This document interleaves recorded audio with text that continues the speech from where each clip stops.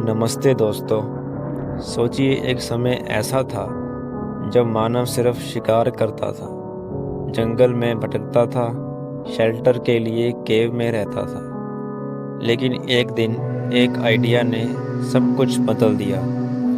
जब मानव ने प्रकृति के जंगली प्राणियों को अपना बनाना शुरू किया, वही थी डोमेस्टिकेशन की शुरुआत। यह था एक ऐसा कदम जिसने सभ्यता की नींव रखी। डोमेस्टिकेशन यानी किसी जंगली प्राणी को धीरे धीरे इंसानी ज़रूरत के हिसाब से बदलना। टेम करना अलग होता है, वो होता है एक एनिमल को ट्रेन करना। पर डोमेस्टिकेशन में पूरी प्रजाति इवॉल्व होती है। ये जर्नी स्टार्ट हुई थी नियोलिथिक एज में, जब मानव ने खेती और परमानेंट घर बनाना स्टार्ट किया। सबसे पहले इंसान ने अपनाया कुत्ते को, आपके प्यारा वफादार साथी कुत्ता।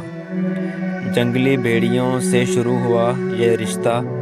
जब कुछ वोल्फ इंसान के आसपास घूमने लगे, बचा हुआ खाना मिलने लगा और रिश्ता बन गया। कुछ वोल्फ ज़्यादा फ्रेंडली निकले, उन्हें इंसान ने टॉलरेट किया, फीड किया। धीरे धीरे वो और ज़्यादा टाइम होने लगे और बन गए अर्ली डॉग्स। इनका ये काम थे हंटिंग में हेल्प करना, कैंप की प्रोटेक्शन करना, इमोशनल सपोर्ट्स भी करना। अब बात करते हैं उन प्राणियों की जो फार्मिंग में मददगार साबित हुए। इनमें आते हैं बकरी और भेड़। इनसे इंसान को मिला दूध, मीट और ऊन, एक सस्टेनेबल लाइफ की शुरुआत। डोमेस्टिकेशन शुरू हुई फर्टाइल ज़मीन में तकरीबन 11,000 साल पहले। बकरी आई बेजोर इबेक्स से और भेड़ आई वाइल्ड मॉफ्लोन से। इनसे हमें मिलता है दूध, ऊन, मांस। खेती के लिए खाद भी इनसे ही मिलती थी।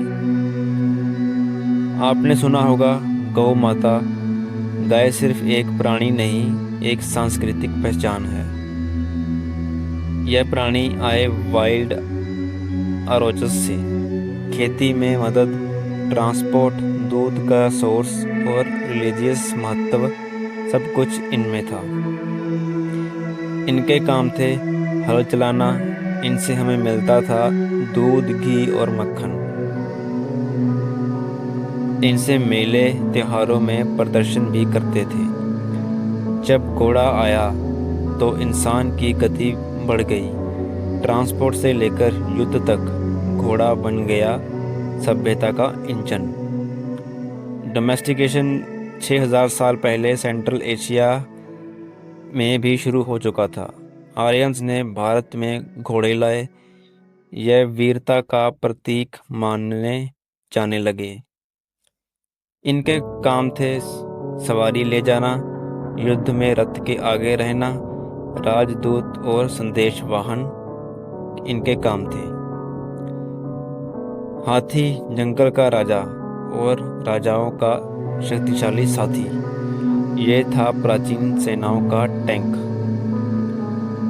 इन्हें पूरी तरह डोमेस्टिकेट नहीं किया गया, पर ट्रेंड ज़रूर किया गया था।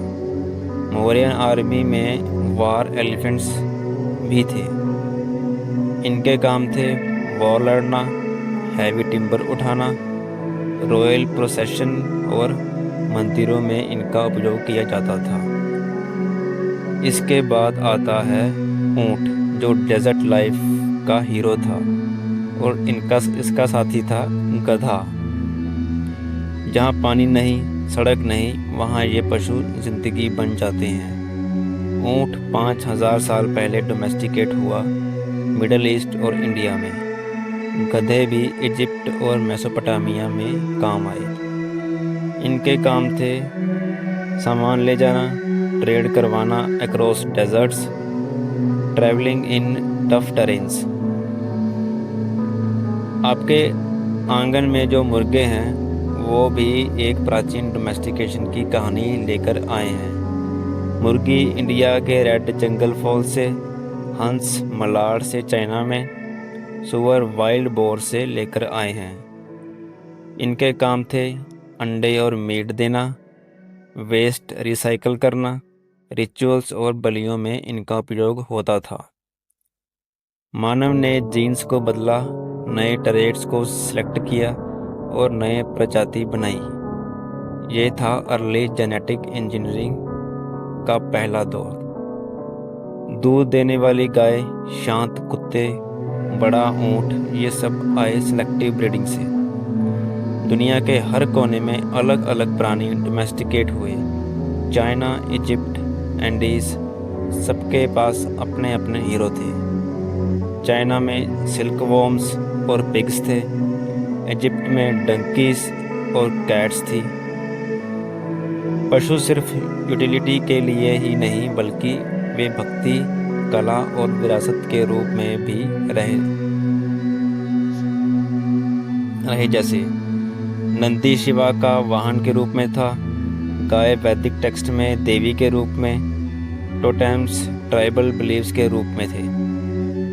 गांव हो या शहर, आज भी हमारे साथ हैं यही प्राणी रहते हैं। डेयरी फार्म हो, पोल्ट्री या गाय का बछड़ा, रिश्ता जिंदा है। रूरल इकोनॉमी इन पर डिपेंडेंट है, इनके साथ हमारे इमोशनल बॉन्ड्स भी जुड़े हैं।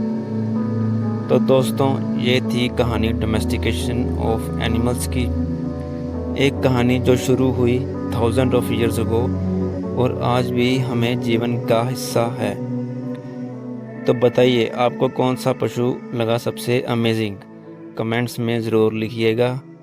मिलते हैं अगले एपिसोड में एक नए इतिहास के पाठ के साथ।